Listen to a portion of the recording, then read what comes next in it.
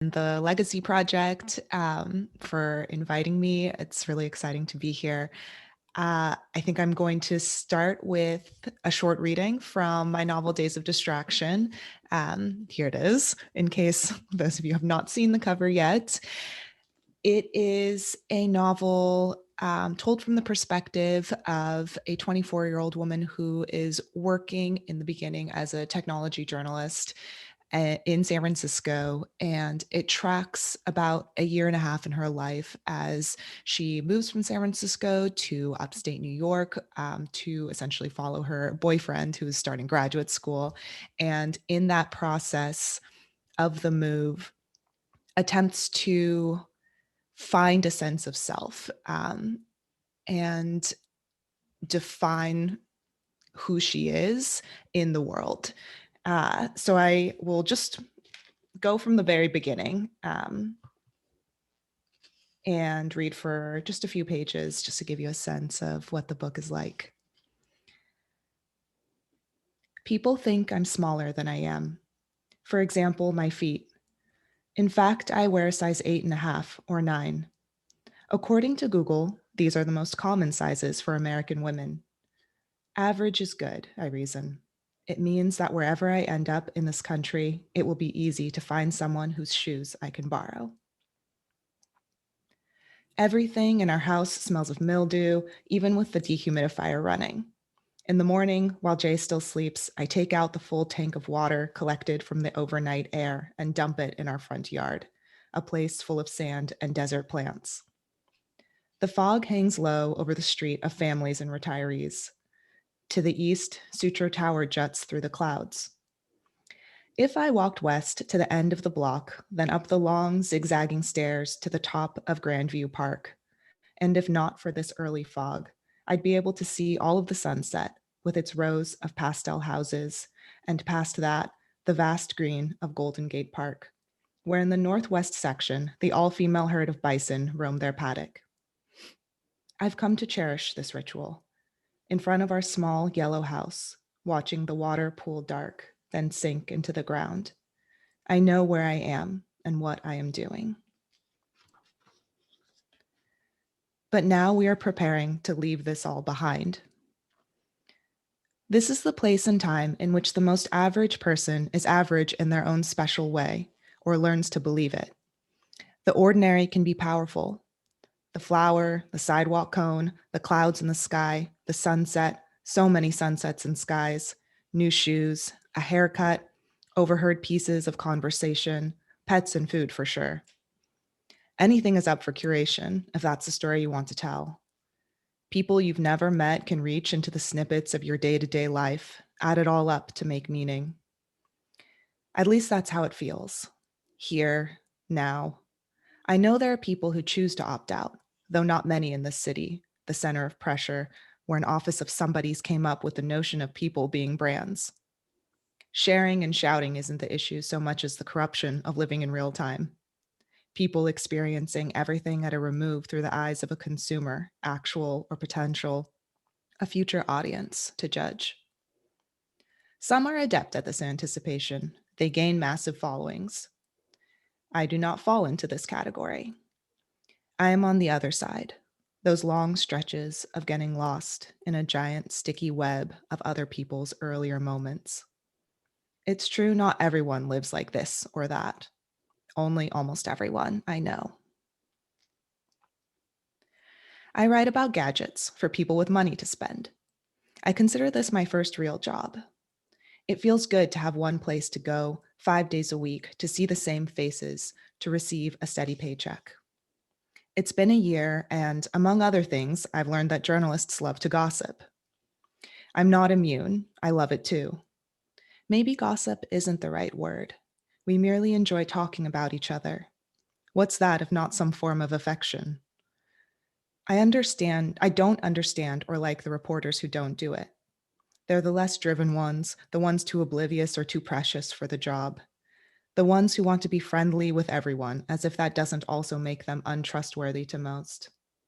It's part of our work description, trading information for information, leveraging vulnerability to gain trust, determining not only who knows what, but also how to coax those people into telling.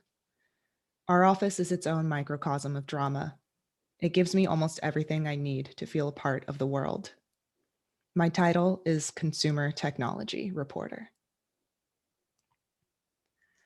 Everything we do in life matters, said the tech billionaire to the famous portrait photographer. The photographer chose an angle to make the man's head and hands look disproportionately gigantic. A leader, a genius. He was already a very large man. He stared off into the distance, making a pensive expression. The photographer asked him to elaborate. How we communicate and interact with society matters, the billionaire continued. How we travel on this very planet Earth matters. We have to realize that no matter how small or large our actions, everything we do matters. The moment you forget that, the moment you put that aside, your life becomes erratic, chaotic. Weeks later, the photographer gave a short talk about his experience working with the titans of tech, in which he drew attention to this particular man as the one who rose above the rest. Exceptional, the photographer said, with a quiver in his voice. The most authentic and soulful person he had ever met. I tell Tim the plan. He is a senior writer, my desk mate, and I think too a friend who might help. How, I'm not sure, except that he is in a better position than me. He squints his eyes at the news. He wears clear-framed glasses and a slicked-back undercut, which makes him appear much younger than the father of 3 children that he is. You know you could stay. Let him go alone. Establish yourself. Are you two getting married? Where are these grad programs anyway? You could end up in the middle of nowhere. Then what are you going to do? You're young. You're up and coming. The editors like you. You're at the cusp of your career. What's going to happen if you fall this guy, especially to the middle of nowhere? Might be a different story if you're getting married. My wife, she followed me here, but we were already married. You're not too young. How old are you again? Jesus, you're young. I mean, I got married at 24 and my wife was 21 at the time. That's how it is in the South, though. I don't want to get married, I say. You want to go to the middle of fucking nowhere for a dude you don't even want to marry? I mean, I don't like the institution of marriage in general. Oh, yeah. Very San Francisco of you. Look at Adam over there. He's with his girlfriend 16 years, no plans for marriage. Then he just shows up one morning, knocking his desk so we can hear the click of that ring on his finger. Like, hey, look at me. I got married. Happy me. That's going to be you soon enough. That's not the point, I say. What do I do job-wise? Okay, here versus the middle of nowhere. Pretty easy if you ask me. Where's the middle of nowhere? Why do you keep saying that? Fucking Michigan or Indiana. It's possible he could get into school here or in New York City. You better hope so. Tim looks back at his computer where columns refresh themselves in his custom social deck. The words tick down at a steady speed. He is one of those, the ones adept at cultivating a following. So when would you move if you move, he says, still staring at his screen. He clicks, smirks at something. Not until summer. He continues clicking, then begins typing, faster, moving his right hand back and forth between keyboard and trackpad. I go back to looking at my emails. Conversations between us often end this way, abruptly and without ceremony, the courtesy between desk mates. Many minutes later, he turns to me and says, "Here's what I'm thinking. Don't tell the editors yet. Wait until you know for sure where or if you're even going." OH, office, 2 interns. Where'd you learn to make this? From a photo one of my friends posted on Instagram. Is your friend a chef? Yeah. Do you have a lot of chef friends on Instagram? Yeah, a bunch. Wait, are they really your friends or just people you found on there? Like, do you really know and care about them? Oh, sure, they're my good friends and I care a lot about them. They just don't know I exist. Jay works in a lab with scientists and mice. The lab breeds genetic deformities into the mice, bad eyes, basically. He observes the rodents, how they handle their disabilities, which ones lead normal mouse lives, which ones become too ill. The goal is to make discoveries that will translate into curing eye diseases in humans. As someone with severe myopia, I should appreciate these small sacrifices for the greater good. He tells me there are protocols for how to humanely kill the animals. These protocols vary based on size and age. One option is to put the mice into a chamber and overexpose them to CO2 until they pass out and die. This is the most standard procedure and relatively efficient, 5 mice at a time, but they struggle for a couple of minutes before dying, and it is terrible to watch. Another is to euthanize the mouse with an overdose of chemical anesthetics, like the pound does with unadoptable strays and lost animals never retrieved. This is painless when administered correctly, but gets expensive and time-consuming to perform with each individual mouse. Then there is the option to decapitate the mouse, if it is small enough, with a pair of very sharp scissors. This is cheap and fast. Jay has to lay a sheet of plastic and paper towels on his lab bench to catch the mess. Yes, small sacrifices for the greater good. This is what he wants to do for the next 5 or so years. It's something I can believe in concept, but I would never be able to get my hands bloodied. His title is Research Associate, too. And I'll end there. Thank you Yeah. so much for listening. Yeah, thanks, Alexandra. I think that's a really wonderful spot to begin, especially since we have classes, students here from all disciplines.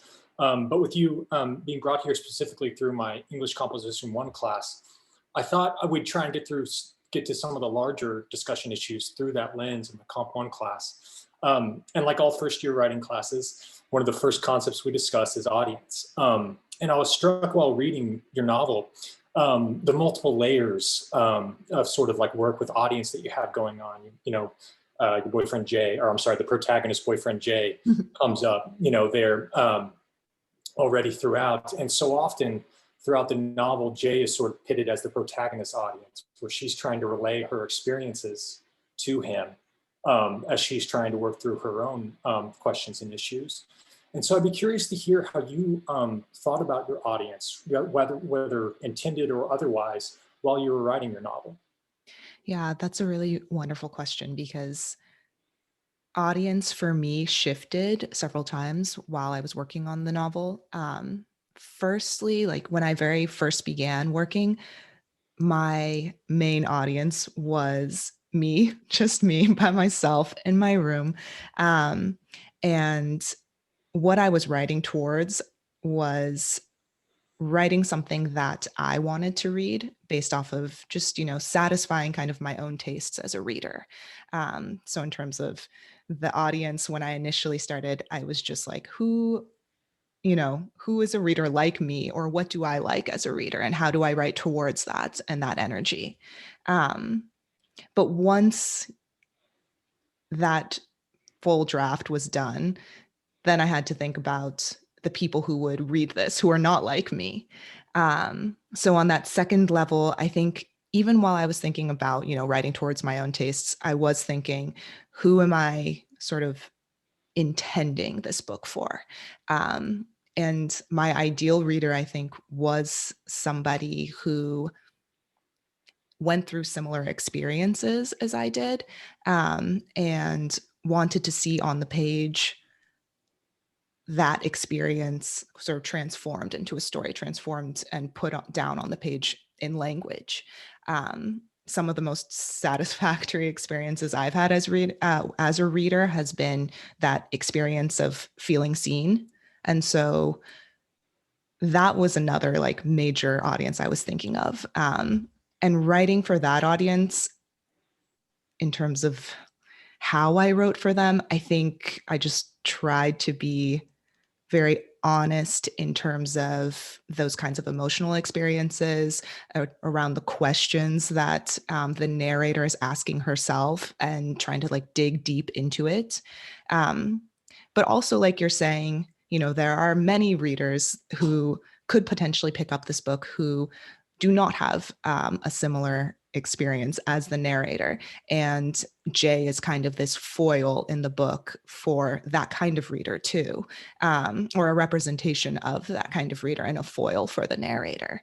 And when I think about that reader picking up the book, I kind of imagine them maybe relating to Jay a little bit more. I've had readers who have told me that they relate to Jay.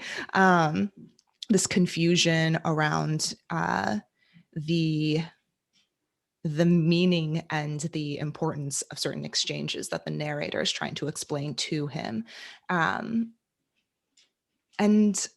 the nice part of, I guess, about creating this book without necessarily having that reader be my main intended audience is that the story is told entirely through this narrator's perspective. We're like very, very much embedded in her mind and in her interiority. So even if a reader doesn't relate to her, they are in the experience of reading this novel very much have to be close to her and have to be in her mind. And I'm, I guess, hopeful that when somebody reads a book of fiction, a work of fiction that is about an experience or about a character whose experiences are so different from their own, that intimacy will create a level of connection, I guess, between character and audience. Yeah, I think that's wonderful. To continue on this thread just a little bit, one of the reasons why I wanted to begin there is because my students' handwriting handbook, one of the first things it says when talking about audience, it asks them two questions: if their audience is informed, and if the audience will resist their ideas. Mhm. And I think that what you mentioned there about Jay, or the protagonist and her boyfriend Jay, and that relationship, it reveals something so true about human nature, right? In the way that we always want and expect people to believe our experiences whenever we tell them. But so often, when people encounter someone whose life experience doesn't line up with theirs, right? When they're telling them about an experience that Mhm. challenges their worldview, a lot of times it's human nature to try and reject or deny that experience. I think when we were exchanging emails, I mentioned that one of the essays that my students have just read is Brent Staples' Black Men in Public Space. And I asked the students to think about the writing techniques that Staples uses to try and, make that experience as real as possible Mhm. for his readers, so that they might see where he's coming from. And I'd just be curious to hear you talk more about that, about like, have you, how much you thought about that part of the audience that may be set up to deny your experience, Mhm. and what specifically you did through your writing to try and challenge that. Yeah, that also is a really wonderful question. And to be honest, I don't think I really thought about that audience who might reject the narrator's experience, or I tried actually maybe purposefully not to think too much about that audience until much, much later in the revision of this novel. And there were certain sections where I would look back and think, okay, how would somebody who would say, like, this is not at all my experience. I don't like that this is being put forward uh, in this book react. And I think the most, yeah, for example, the most that I could do, there's a scene there are a few scenes in this novel where the narrator is experiencing direct microaggressions. So, my strategy, I guess, my writing strategy in those scenes was to present like the dialogue really just as is dialogue exchange, and then have a reaction shot from the narrator. So what's happening there is the reader might have a completely different reaction to dialogue that's presented. Um, but then they are not forced, but if they continue reading, they are presented with the narrator's interiority, the narrator's perspective. Um, I do think that there is a little bit of a difference, at least in fiction, than say nonfiction, where you want to like present an argument. I do not to say that fiction never presents arguments, because it does. It presents meaning um, and ideas through the story. But I'd never, I think, went into the writing with the intention to persuade someone that like this narrator's experience is valid and should be taken seriously. I think in the act of writing, just purely in her perspective, my hope is that, I created a story that gives voice to a perspective that at least deserves to be heard. Um, but this is something too that I think about a lot in fiction writing is when I'm writing, who am I centering? Um, who am I putting at the core of the story? And even though, yes, I would love, somebody who has no no experience similar to the narrator to read it and be like, wow, I feel like I learned something, or I feel like I'm exposed to a new perspective that I'd never considered before. Um, for me, centering the people, like I was mentioning, audiences who are more like me, was important. And so some technical moves that I would do, I think, or resist doing. For example, if the character is talking to her parents and there's some sort of the narrator is Chinese American, her parents are Chinese immigrants, and if they're talking about something related to either Chinese language or family dynamic, I didn't want to over explain those kinds of things, because I think that would center somebody who needed that over explanation versus somebody who already understood. Um, but that's not to say, again, that somebody couldn't. It's kind of putting the burden a little bit more on the reader who doesn't directly relate to the narrator to, do a little bit of that extra work to relate more and to try to understand. Hmm. Yeah. I like what one of the things you mentioned there is about like just presenting the scene itself, sort of like as an example, the dialogue, providing some description. And then you let that scene settle and you move to that interiority. And I think one of the most poignant spots for me where that's, stuck with my memory is where they're driving across the country, they're moving from the California coast, and a whole section is devoted to just this road trip. And as they move further into the interior of the country, even though Jay and the protagonist have shared the same childhood growing up, basically, with Jay being white and the protagonist being Chinese American, the further they get into the interior of the country, it becomes less familiar to them both, right? But in totally different ways.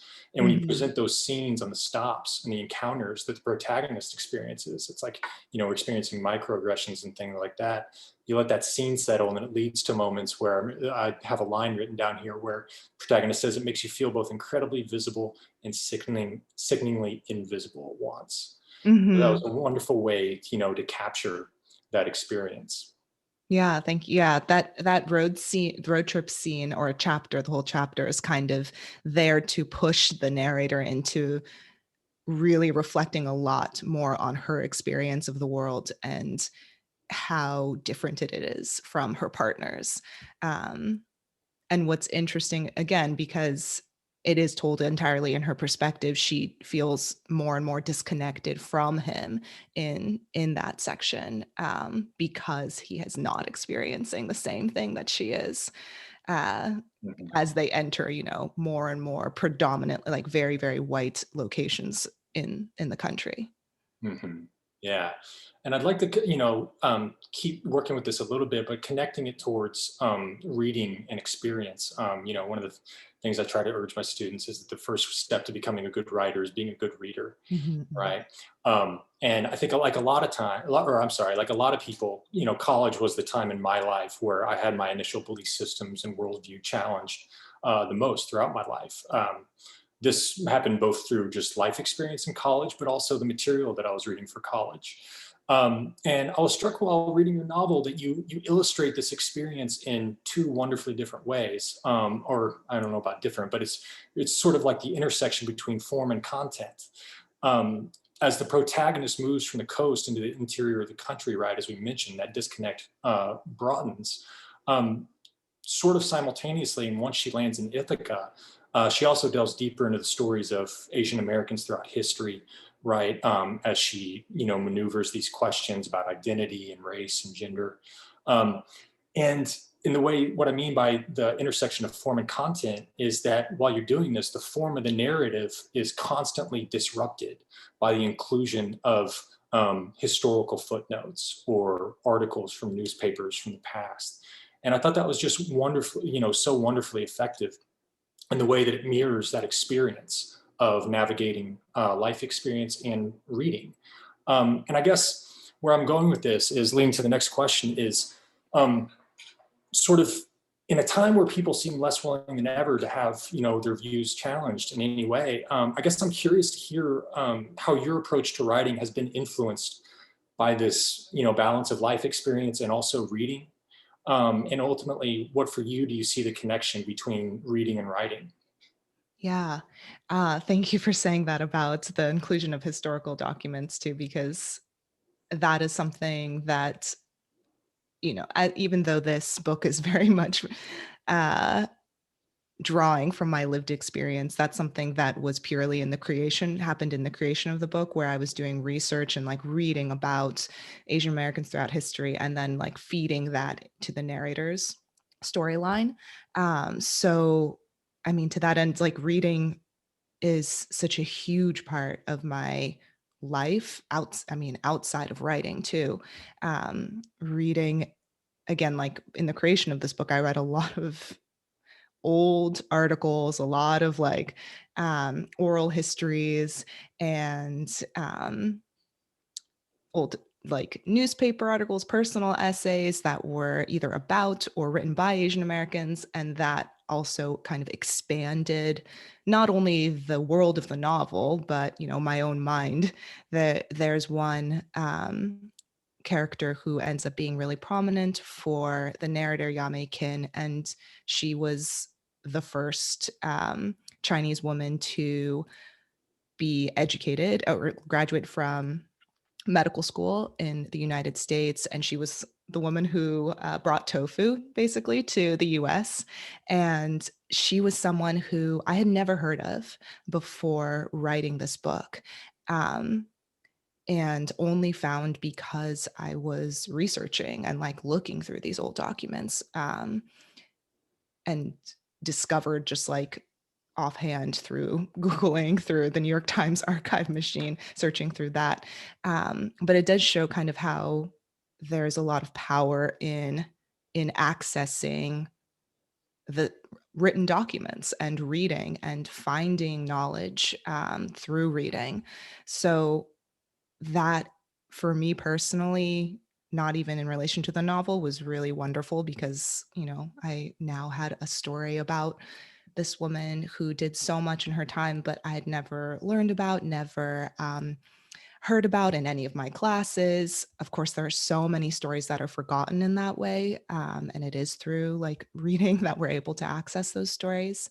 Um, and beyond that, I don't think I yeah, I just don't think I would be a writer if I hadn't been a reader first. Um, what is one thing that I really love about the connection between reading and writing is that I've loved reading since, forever, since I was a kid. And writing has been a way to kind of be in dialogue with books that I've loved, be in dialogue with authors who I love, without having to, actually talk to them directly. It is a private practice too. And reading is a private practice. A lot of it is so private. Yeah, so there are so many writers who were influential in like the creation of this book for me, especially in form. And like you mentioned, form, the form is like very, not very, but somewhat disjointed. It's made up of fragments, and that allows all these other voices to come in. And that's not a form that I came up with on my own. That's a form that I encountered in my reading and realized how much I loved. Writers like Valeria Luiselli, Annalise Chen, Renata Adler, Mary Robeson. I mean, I could probably list a bunch of writers for a while, but I guess the point is that without having read those books, I wouldn't have realized my love for that form and the kinds of engagement that I feel when I read. And that kind of relates to what I was talking about earlier, where in writing this book, I was also, mainly writing for myself as a reader, and kind of drawing from like that literary lineage and what I've loved and trying to, see if I could recreate that experience on the page. Yeah, that's wonderful. I certainly remember, whenever I was first introduced to postmodern fiction, first it's like, whoa, and even as a graduate student, I think so often those novels, on a form level are so fascinating and interesting. A lot of times what gets removed is the human aspect of it, like the human emotionality of it. And for anybody who has yet to read Alexandra's book, I mean, I just can't emphasize it enough. That's one of the wonderful elements is the way that you're able to use that form to accentuate the content, how the emotionality of the story becomes heightened by that disruption of form. I just think it's great. um, Sort of a follow-up to that, another one of the essays that my students have just finished reading in Comp 1 is from a transgender writer who discusses sort of his development, or I'm sorry, their development throughout childhood and adolescence. Um, and he writes about the large impact and inspiration that fictional characters had on them. And I guess I'm just curious, and as a follow-up, my students wrote their own responses and discussing, their own, fictional characters who they drew inspiration from and had a large impact on them. And I just think it'd be interesting for them to hear if you had anything like that from your experience reading growing up. Yeah, I definitely did. As a child, I well, now that I feel like there's a resurgence in this book series, but I loved the Babysitters Club. And I think that was because, well, one, when I was reading them, I was living in China for about a year and a half in my life. So it was like a connection back to the United States and back to those kinds of friendships that I had as, before we had moved, um, that that I just was craving. But also the characters, the Babysitters Club has a wide range, a wide cast of characters. But Claudia Kishi in particular, she is Asian American. She's very creative. She's kind of spunky. And I, as a child, didn't actually read that many books where the characters looked like me or had similar experiences as me. So that was really, I mean, it was just really nice to be able to relate to someone like that on the page. Like, I mean, I was talking about that with my own book too. Um, and also with the Babysitters Club, that I think that has continued to influence me is the strength of female friendship, and also the kind of ambition that these young girls have. I attempted to start my own Babysitters Club in in reaction to reading those series.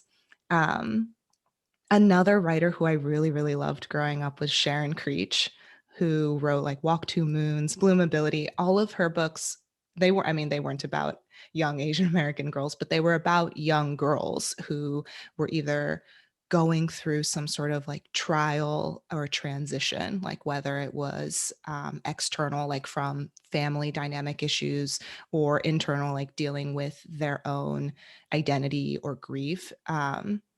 And I think those books like kind of gave me a pathway to sort of take and understand like my own development as a kid. I don't think I was thinking about it in those terms like I am now, but I realized like looking back on it how much I was influenced by like the way the characters thought and behaved. And yeah, I guess it shows how how much fiction and like media in general can influence us when we're kids and continue to as we're adults and continue to read and engage with different kinds of stories.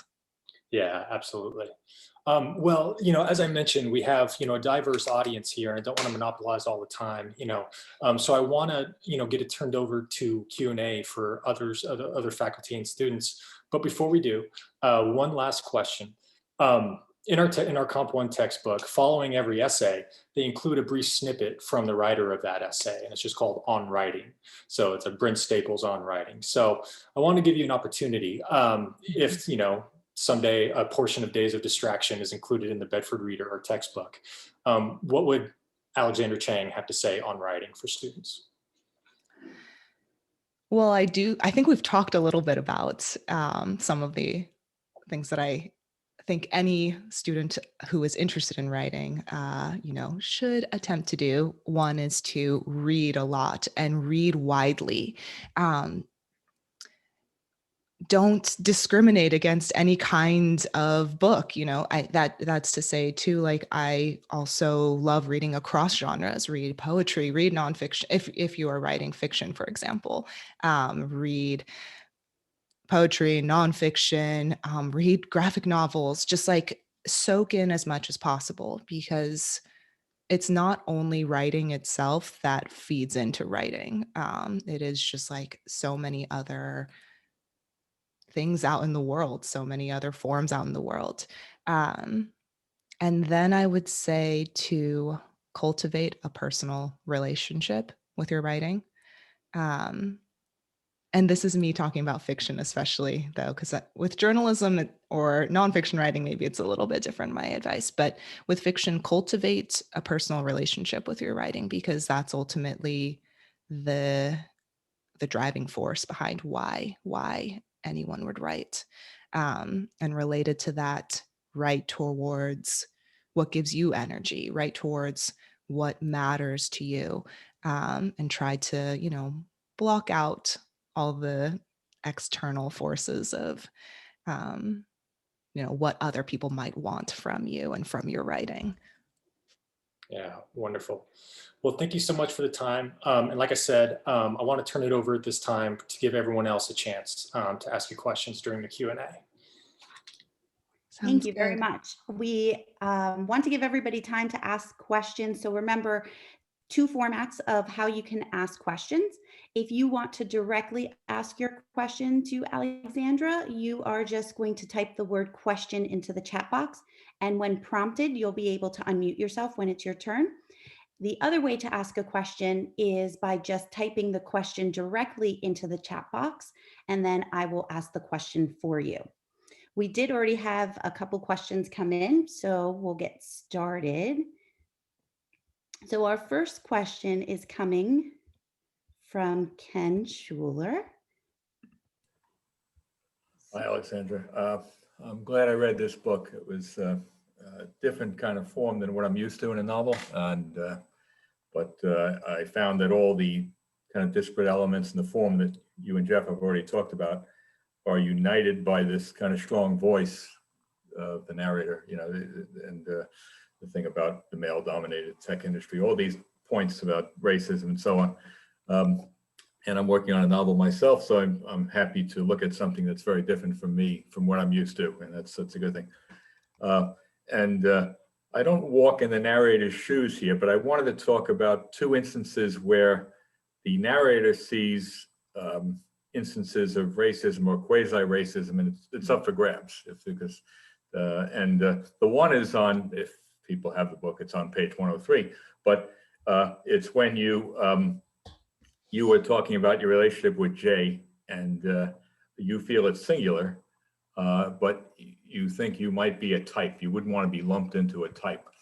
And I thought, well, if you think it's singular, then you couldn't be a type, right? If you think, what would it matter if that was one impression I had. If other people thought of you as a white man and an Asian woman as a type, as opposed to an Asian man and a white woman, let's say, then it wouldn't. So that was one thing, and I want to get one out. Maybe you could respond to them. The other was the incident with the journalism professor in the coffee shop, where she's pretty forward and wants to share a table with you and says you should teach at the local college, and you admit, the narrator admits, that you haven't seen the people for days and you'd like to be out. So she's kind of offering up a solution to that. And you thought, this is, she said, you would like your type, or, you'd offer some, I forget the exact wording of it, you'd be offer a different dimension.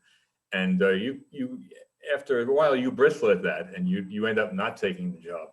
So it wasn't clear cut. You even said, I'm not sure why I'm annoyed at this latter incident that the narrator says, I'm not sure. But so maybe you could comment on those two passages. Yeah, definitely.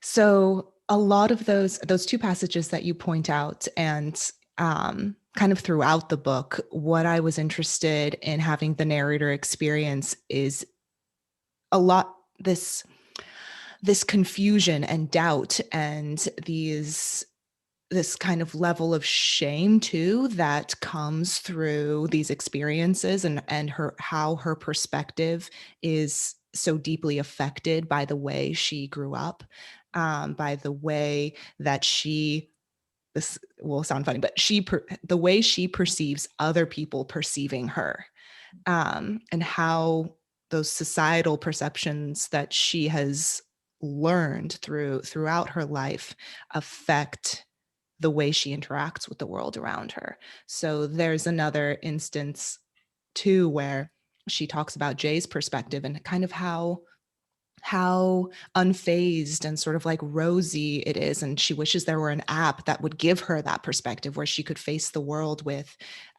this level of confidence that nobody is,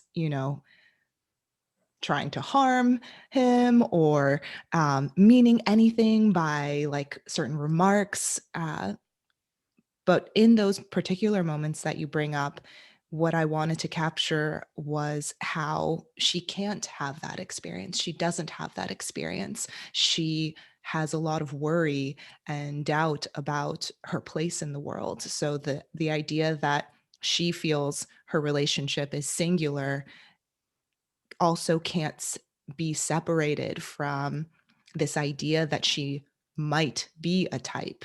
Um, she might be in a relationship that is a type, because she is so embedded in the world's ideas about, what an Asian American woman might represent.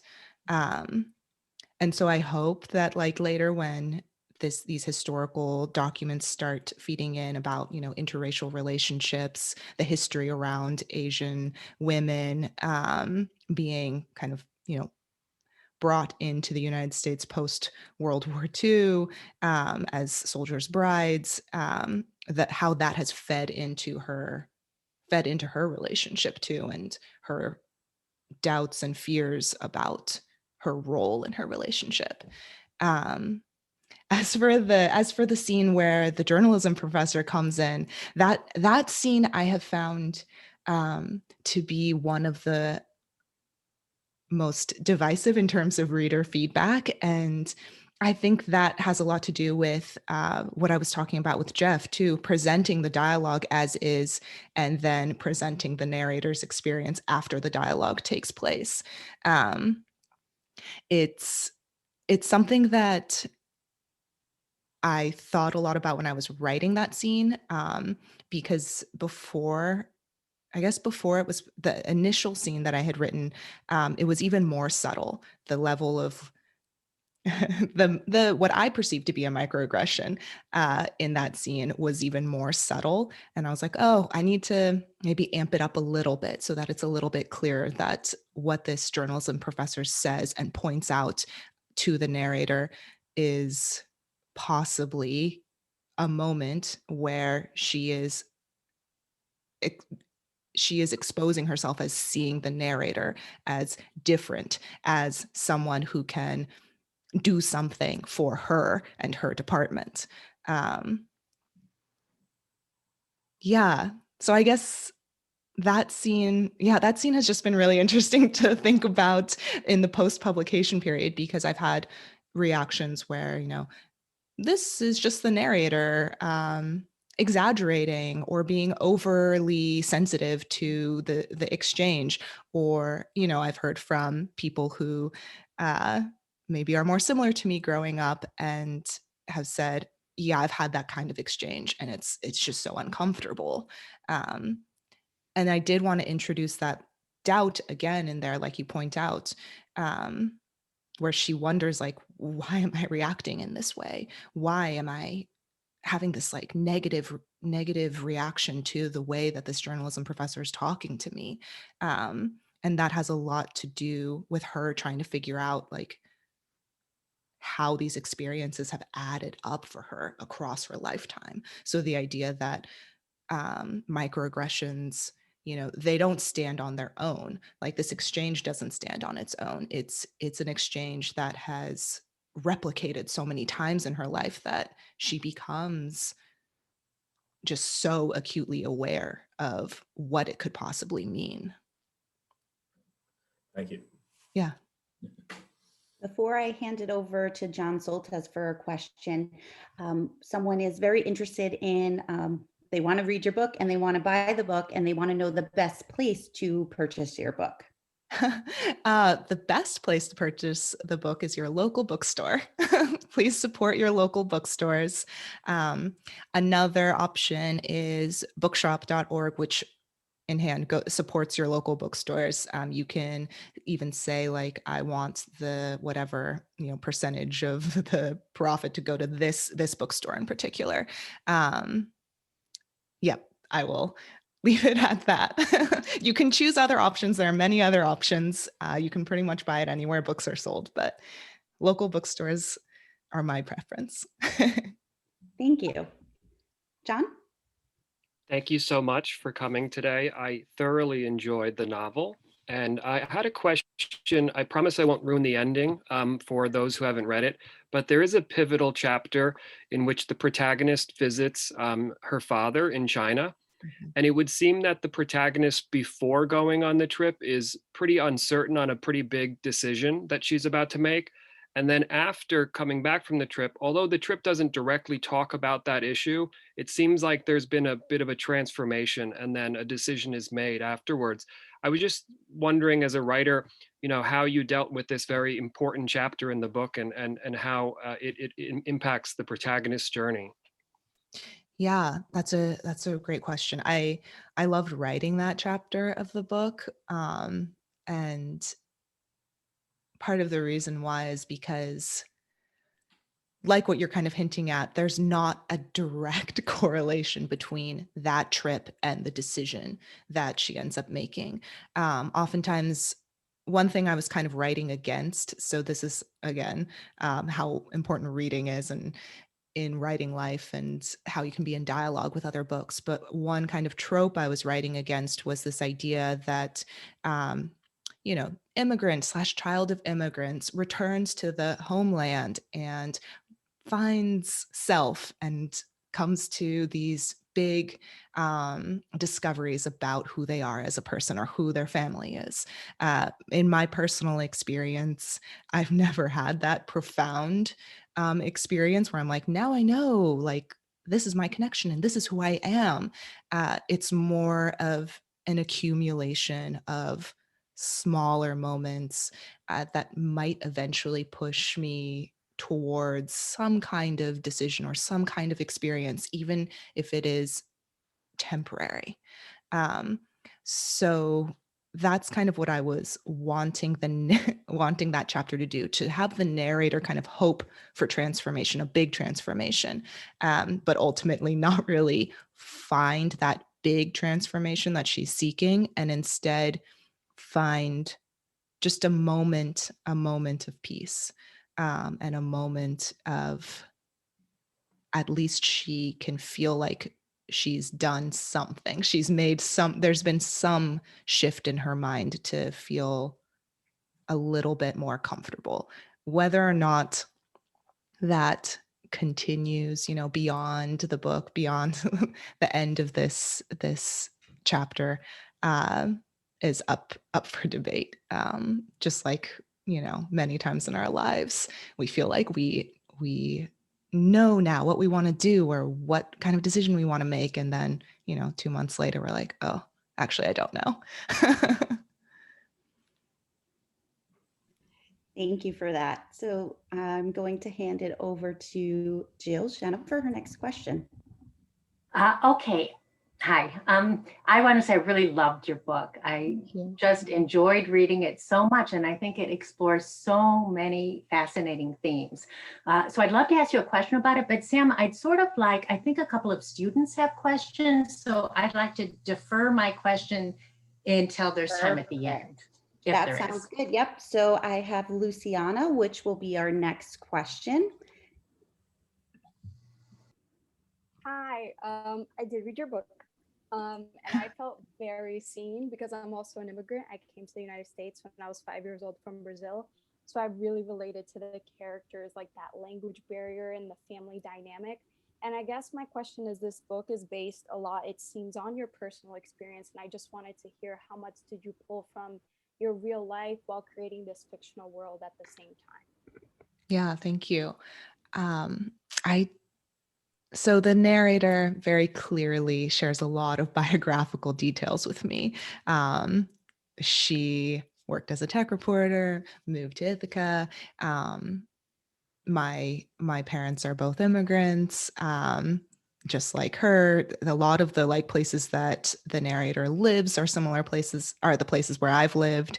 Um, but at the same time, when I was writing, there on the line level were moments where that's where like the fiction comes in, like certain scenes, certain characters are not actually, exactly in line with what I experienced in my lived experience. And also too, timeline was a little bit shifted. For example, this trip to China that was mentioned in the book, that didn't happen in reality. But I did have, several trips to China that I sort of tried to mesh into that section. Um, but what really is truthful, I think, about the book and what I love about fiction, where it draws from lived experience, is that all of the questions, all of the concerns, all of the like kind of um, emotional turmoil that the narrator is going through, that is very much drawn from my own experience. I, at times in the book, dramatize, how much she's growing through. Sometimes I thought, like, oh, how can I write a character who has the same kinds of questions, same kinds of concerns, but is maybe 30 to 60% more like neurotic than me, or more like more fearful, more worried, even more concerned with those things than I was in that particular moment, just to get at that experience more. But yeah, I drew a lot from my own experiences. And that's not to say that it's not fiction, though, because it's definitely not memoir, and it's definitely not nonfiction, because so much of it is not at all from my own memory, but me taking what I've lived and shaping it into a novel, essentially a story that can be contained in this book, and has some sort of shape to it. So our next question is, you mentioned earlier that there are different books and different authors that have really played a pivotal role for you. But one of the questions is, what writer and or book do you think has been most influential with your work? Ooh, it's tough to pick one.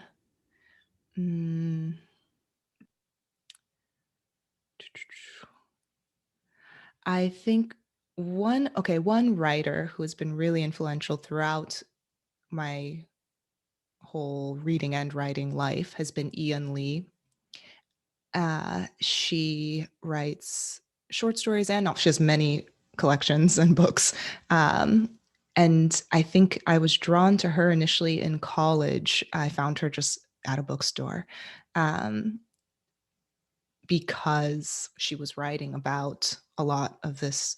She was writing about life in China. She was writing about Chinese immigrants. And that was just something that, again, I hadn't read that much of in fiction. So I loved her for those reasons. Formally, though, especially for this book, I want to say Mary Robeson, and that's just because she wrote this book, Why Did I Ever? And I say that because she was one of the first writers who I read who was writing in this very fragmented and a little bit disjointed form. And her book is also about a woman, although a middle-aged woman, who is going through a transition in her life and also dealing with, I won't spoil it for those who haven't read it, but dealing with this pain that she is experiencing. Yeah. So that formally was really influential. All right. Our next question is, when you were creating this novel, did you know that you were going to sit down and write an entire book? Or did it start as a small general idea that turned into a novel? Mm-hmm. The latter. I definitely did not sit down thinking I'm writing a novel. I actually resisted the idea that I was sitting down and writing a novel because I think I was kind of nervous and scared that I would jinx myself. Like, I'm writing a novel and then I might not actually follow through. So I told myself, I'm writing these little fragments and scenes and thoughts and musings that I'm just drawn to.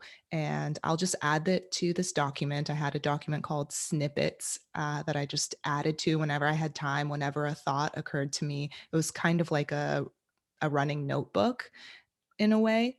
And once I had maybe like 30,000 words in that, I was like, okay, I think maybe this is a novel. Maybe this can be shaped into a novel.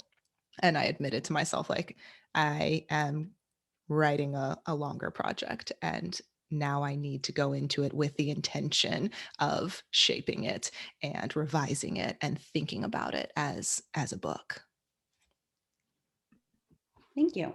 Another question that I have, not me personally, but that came in, is what inspired you to be a writer? Did someone or a particular situation inspire you? Hmm.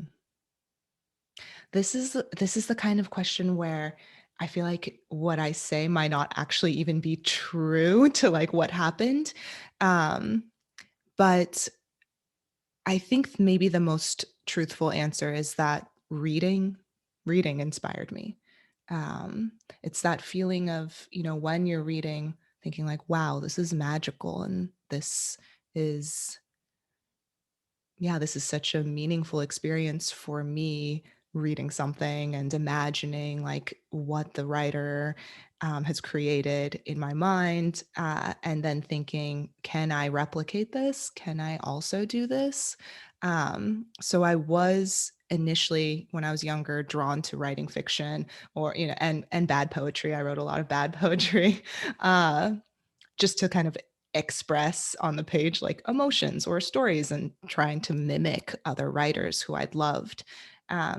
Eventually, I kind of dropped that in my college years, um, because I was concerned with making a living as a writer, and I didn't see fiction actually as a possibility to do. I just like couldn't fathom myself being able to do that. It seemed like this alternate reality where other people existed but I didn't have access to. So I actually went into journalism, thinking, okay, well, this is a way that I can write, because I love just making sentences, and it's something that I feel like I know how to do. I don't think I had any specific person tell me that I should be a writer or encourage me. I think maybe it was just an accumulation of years realizing that that was one of my strengths and just pursuing it.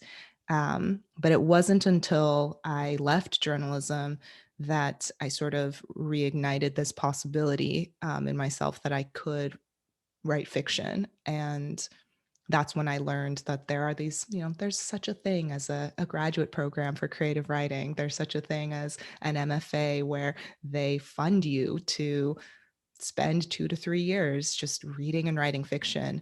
And once I realized that was a possibility, I just went forward and tried to make it happen. All right, so our final question, I'll hand it over to Jill. Oh, okay. I think Luciana's question is really interesting, right? And obviously fiction is always a playing of one's own personal experiences and personal history. But your piece is much more memoir-like than a lot of fiction. And I think we even heard it. A couple of people said, when you were doing such and such. Because when the reader is reading, they're definitely thinking this is you, right? Mm-hmm. And I think that is accentuated by your use of these historical documents, et cetera. So I just wonder, like, how does that affect the audience and the way people read your book? Mm-hmm. This is something that I continue to think about because I'm not sure that there's a super clear answer. So one thing that I've loved about this genre that we can call like either autofiction, autobiographical novel, meta fiction, where the author is kind of allowing this convergence between character / narrator and themselves, and playing with it and kind of like even nudging the reader in that direction a little. Is that for me, what I really love about those books is I can feel kind of my mind at work and understanding that like this is a constructed thing. This is a writer processing through creating a fiction out of their lives. And there's a kind of pleasure for me as a reader to feel that happening on the page. It's like it's as though I'm witnessing the writer's thinking process, even though of course the writer has revised so many times, and it's not necessarily them really just like putting whatever on the page. There's a lot of revision and thought going into it too, but it replicates that experience.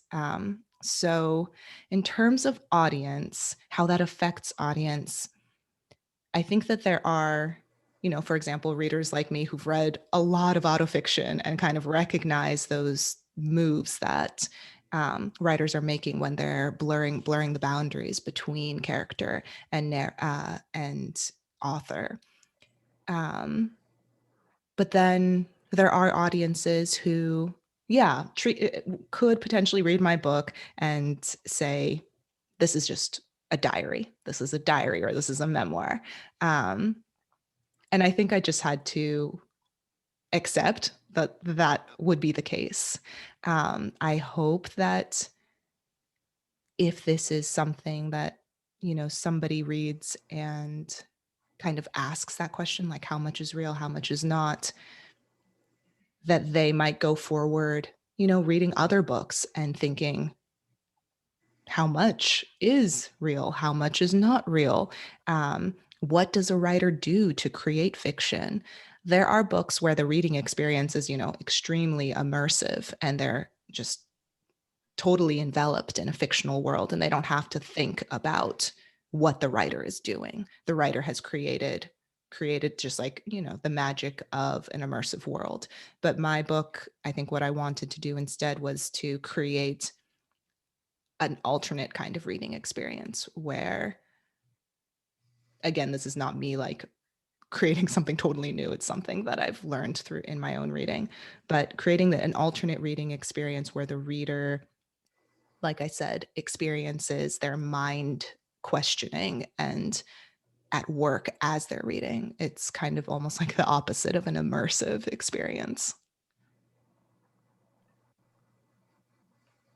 Thank you, Alexandra, for answering all of these great questions that we had. Before we wrap up, I'm just going to share my screen real briefly with everyone to mention a couple of upcoming events. So we have 2 future legacy events this month. Our first event, which is February 11th, we will be hosting the photographer, Sean Wallace. She is a Baltimore artist that has special interests in the lack of Black perspectives in photography archiving. Our second event is on February 23rd, and we will have with us a pioneer in the field of women's history and a leading feminist biographer, Susan Ware. She is the author and editor of numerous books on the 20th century US history. Her most recent book is Why They Marched: Untold Stories of the Women Who Fought for the Right to Vote. Then we have an upcoming ambassadors event similar to today, where we are bringing here, or virtually bringing here, game producer and project manager at Madison Square Garden Ventures, Anthony Russo. Russo will be here with us on March 5th, and he is also a founding member of For All to Play, which is a small game studio that makes games with a key emphasis on accessibility. Russo will be discussing game production and design and portfolio development. And lastly, I just want to thank you again, Alexandra Chang, for being here today. And a special thanks to Dr. Peck for forming this great connection, and for everyone who joined us. I hope to see everyone at our future events. Thank you.